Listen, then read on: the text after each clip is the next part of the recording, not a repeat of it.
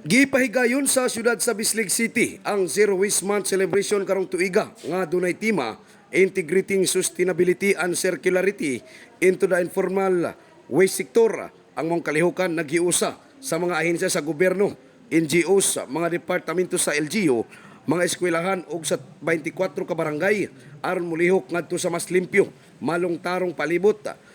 Kiniisip kabahin sa selebrasyon nga ang City Inro nagpasiugda og coastal clean up nga naglambigit sa mga empleyado sa mga importanteng dapit. Kini nagtutok sa paglimpyo sa mga coastal areas, drainage canal, planning brushes, draining stagnant water ug pagwagtang sa mga lamok. Kini nga kolektibong aksyon nagpasiugda sa pagpasalig sa Bislig City sa kahimsog sa kinaiyahan, pagpadayon ug kaayuhan sa publiko. In the heart of changing lives, kini si Brigada Peter Loloy Abulok sa 105.5 Brigada News FM Trento Agusan, The Music and News Authority.